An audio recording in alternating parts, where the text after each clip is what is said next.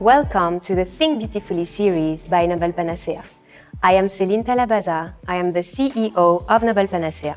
And today, for our second episode, I'm thrilled to welcome a very special guest. She is Canadian-born, grew up in South Africa. She studied physics and chemistry and led a very successful career as a dietitian and model.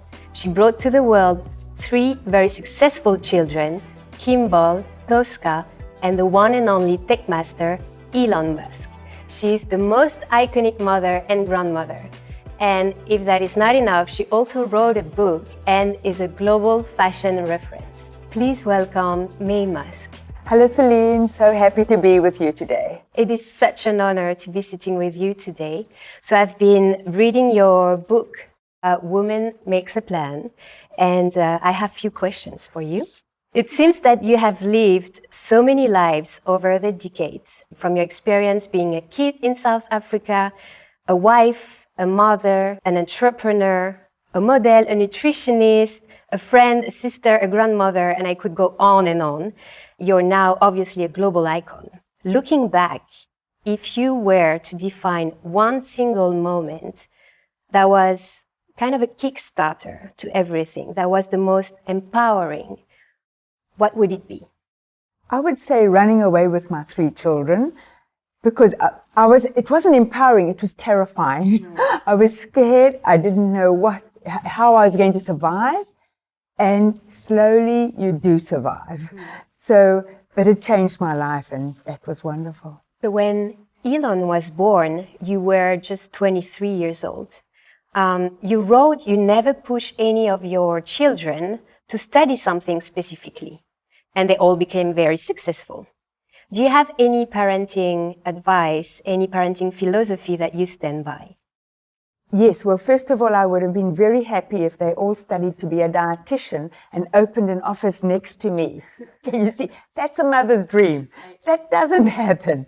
So Elon was definitely going to go into computers because he published his first computer program at 12. And funny enough, then I was in Bloemfontein, a small university town, doing a Master of Science degree. That's when I became fluent in Afrikaans because no one spoke English. But I had a modeling school to raise funds for the Dietetic Scholarship Fund. And I showed the engineers, of course, engineers wanted to take up modeling too because I had all the pretty girls with me. So then I showed them the program that Elon had written, and they said, oh, he knows all the shortcuts on the computer and software. And so I said to Elon, you should submit it. And then he did, and he got $500 for it. But then you can see it's the start of him becoming very good at computers. And then Kimball, of course, he was he loved to cook for us because I was a bad cook, and he loved tasty food. So then he wanted to go in the chef route. And Tosca always loved movies and wanted to be in the movie business. And we wanted her to be a lawyer because she's outspoken and very bright. And we thought, we need a lawyer. And so they didn't listen to me. They went their own way. And even Kimball, he studied business. But then when they sold their first internet company, he went to chef school, the French Culinary Institute in New York, and became the chef. And that's what he always wanted to do. Looking back at your own education, you actually studied physics and chemistry, which is, again, a fundamental pillar at Noble Panacea. Sir Fraser Stoddart was awarded a Nobel Prize of Chemistry. So you mentioned in your book, to find health, we need to be true to science. Can you please expand on this? Yes, science is very definite. When you make a suggestion or recommendation in the nutrition field, it has to be covered by science.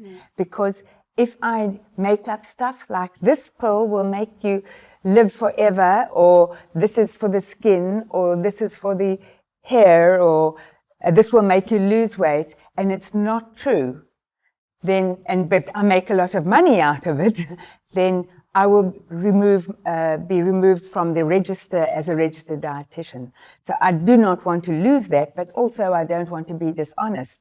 So as a dietitian, then I have to say I can reduce your risk for chronic diseases. When you're a nutritionist or somebody out there selling stuff, You can say, I can heal you. I can't say I can heal you, because that's not a medical term. And it's great that you're working with a scientist. Now, going back to Elon, what is the best business advice you gave him so far?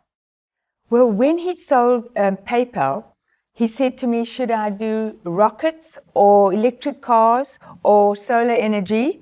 And I said, you've been working so hard, choose only one.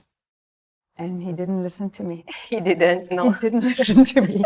So obviously I'm not that good at giving advice. Passing knowledge from one generation to another is really one key mission of Noble Panacea, and one key mission for our founder, Sir Fraser Stoddart. And you were a single mother. You just mentioned you had to leave. You raised your children alone, and they all became extremely brilliant and successful, all of them. What would you say you did well as a mentor to them? Well, I'd say I did the same as my parents, who had 5 children. All of us became entrepreneurs and successful at that. And what they did is they worked very hard. They were kind, polite Canadians. And they just taught us to be honest and to be considerate of other people. But we didn't see much of them because we had to be independent and make our own choices. So we would see them at 6 p.m. at night. And then it was always a lovely dinner together with the family. And now when it came to my children, I had to work long hours as well. So in the beginning, I had to take them to school. But then after that, they would have to walk to school and be independent, come back, and then behave well and do their own homework, because I always had my private practice in my home. So I would make one bedroom into an office, and the doctors would send their patients to me. So they had to behave because I was counseling patients, and they were very good to me that way. Tosca, my daughter, would answer the phone and book appointments, take messages, and Kimball started cooking for us because I didn't have time and I'm not very good at it. And of course, as technology advanced, Elon was ahead of the game and was helping me. Okay. So you've been yourself through many different phases in life and explained in the book the approach to food is key to inner health, but also performance. I'm very interested in this.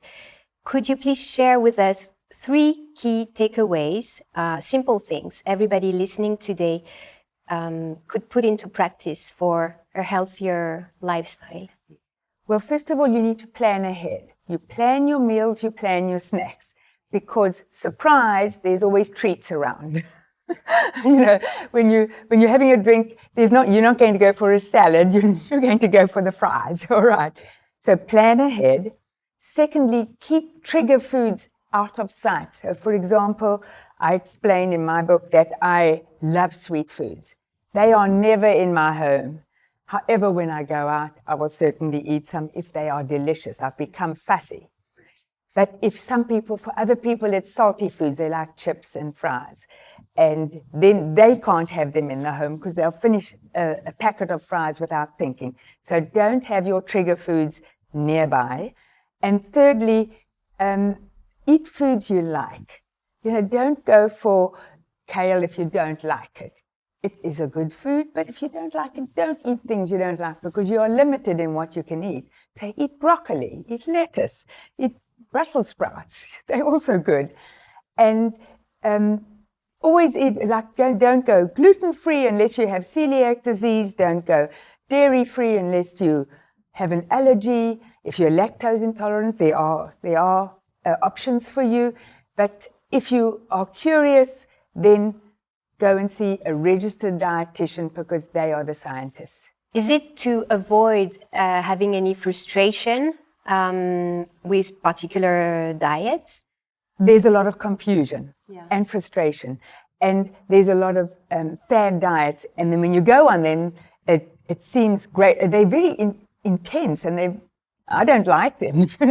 They'll just do juicing. And I'm saying, you miss the mouthfeel of chewing, and you go to a dinner party and you have to drink a juice. I mean, it's not fun. Yeah. So you need to be able to figure out what you can eat. For example, you and I had just an appetizer last night. Yeah. Because we know when you eat late at night, you don't have a huge meal. Yeah. And we both decided on that, and it was lovely. Which is a very good link to my next question, which is brain performance, like to feed your brain, to think clearly. Is there any particular... Yes, there's been some research work on pretty much the Mediterranean diet, flexitarian diet, DASH diet, where it's fruits and vegetables, whole grains, low-fat dairy, and a minimal amount of meat, fish, and chicken. And you can have some sugar. People now, they think it's poison. No, I will not give up sugar, and neither does the research work. And then good oils, like avocado, and then olive oil. Well, it seemed olives. We did everything right yesterday. We did everything right. We even had like lovely chocolates at the end. Yes, tiny chocolates. Did you see? I immediately, and I tasted one. It was so delicious. I had to have a second one. But then you limit yourself. Right. We glorify brilliant women, wise characters, and inspiring persona. And that's why we reached out to you. Your authenticity in the book is really striking. Why do you think authenticity is important in our world today? Well, we need to share our problems, it seems, because when I wrote my book, I wanted to take out my struggles, but my 3 children said to me, individually at different times, you are to talk about your struggles. So then I put them in. And then when I read it with my editor, I said, you've got to take it out. I want to be positive and inspire people. And she wouldn't take it out. And it seems like women are relating to it and know that they now need to make a plan to change their life if they are in a horrible situation. So that's why it's wonderful that women are making changes now. Yeah. And I guess it makes people feel closer to you as well and relate to you as a woman. Yes, and my brothers and my twin sister had no idea what I'd gone through because I'd never told anyone. Right. And they said they could have helped me. I just had to tell them what I was going through. But it didn't occur to me, and I think a lot of women don't talk about it, and we need to share our problems. What would you like to debunk about ageism? Ageism is great. I'm having the best time of my life. I'm going to be 74 now this month. And the great thing about getting old, the mistakes, you've made them before, but you make less mistakes as well. Mm. And as long as you keep on educating yourself and having a good time and being relevant, then you enjoy your life so much more. So in your book, you wrote, it is better to be fascinating than to be beautiful. And Noble Panacea really believes in that, about the layer, about the content of what a woman can share. Can you tell me a little bit about that? Yes, because when you meet people, I can remember I met this couple and she was kind of frumpy and he was gorgeous. And I thought, what happened here?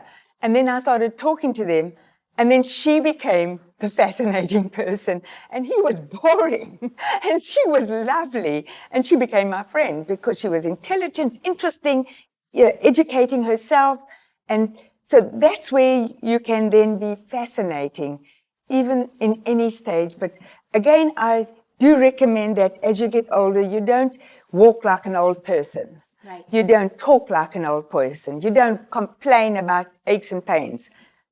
You shouldn't have many aches and pains, but somehow people are miserable. And then I say, well, you're not fun to be around. Mm. And you have to be fun. And you have to have a sense of humor. And what I'm loving is that I'm being very stylish. And it's because the designers want me to wear their clothes. I never expected that in my 70s. No one can say, when I get into my 70s, designers are going to dress me beautifully. And so now I'm dressing better than ever. At age 73, you show no signs of slowing down. You're an inspiration to many. And your energy is contagious. I plan a lot of my life. So if I have nothing going on that day, then I will do exams to keep my registration as a dietitian. I have to do 75 one-hour exams every 5 years. So I always can fill my time And then sometimes I will watch a series on TV in French, German, or Dutch, so that I keep my languages going. Je parle français, mais très mal, et très lentement. Okay, so, but you know, at least I can speak French and I can read signs and I can order coffee. J'adore quand vous parlez français. So then the thing is, you have to keep educating yourself and have fun. And I have to eat well, because if I overeat, as I've said in my book, I can gain 30 kilograms very easily, eating everything I want.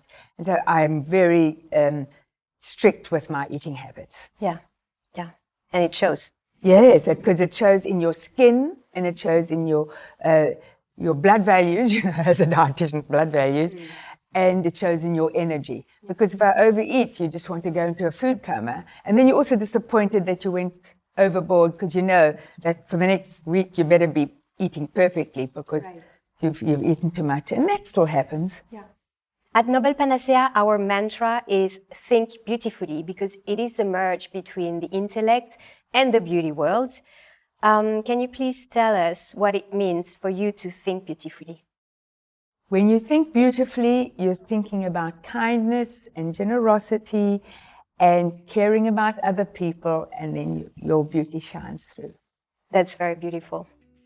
Well, thank you so much, May. It was such an honor to be sitting with you. I wish you all the best to you and your family for the future, and I'll be looking forward to your next adventure. Thank you so much. Thank you, Celine, and the best to you and your family and to all the good things you are doing. Thank you. Thank you.